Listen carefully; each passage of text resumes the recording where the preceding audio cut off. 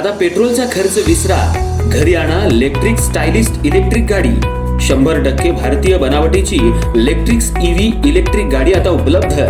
5 वर्षांची वॉरंटी, आकर्षक कलर्स आणि स्पोर्ट्स डिझाइन। एकदा चार्ज करा आणि 100 ते 140 किलोमीटर पर्यंत रेंज। अत्याधुनिक सर्व्हिस सुविधा, लोन सुविधा सुद्धा उपलब्ध। आजच भेट द्या साई मोटर्स, किसान चौक, इचलकरंजी। संपर्क 93 73 27 57 52 किंवा 0230 299 77 66। नो पेट्रोल नो टेन्शन, इलेक्ट्रिकचा स्मार्ट पर्याय।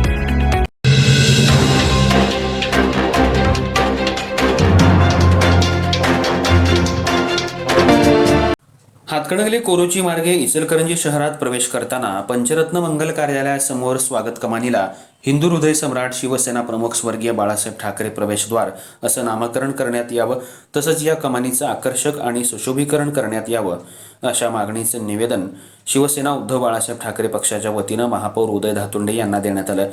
या संदर्भात शिवसेना जिल्हा प्रमुख संजय चौगले यांच्या नेतृत्वाखाली शिष्टमंडळानं इचलकरंजी महानगरपालिकेचे महापौर, उपमहापौर, विरोधी पक्षनेते आणि आयुक्त यांना निवेदन सादर केलं। आगामी महासभेमध्ये हा विषय मंजुरीसाठी ठेवण्यात यावा आणि त्याला तात्काळ मान्यता मिळावी यासाठी पक्षाचे शहर प्रमुख तथा नगरसेवक शिवाजी पाटील आणि नगरसेवक सयाजी चव्हाण पाठपुरावा करणार असल्याचं यावेळी सांगण्यात आलं। निवेदन स्वीकारताना महापौर उदय धातुंडे यांनी या मागणीचा सकारात्मक विचार करण्यात येईल असं आश्वासन दिलं। शहराच्या प्रवेशद्वाराला बाळासाहेब ठाकरे यांचं नाव दिल्यास इचलकरंजीकरांकडून त्यांना अनोखी मानवंदना ठरेल अशी भावना शिवसैनिकांनी व्यक्त केली।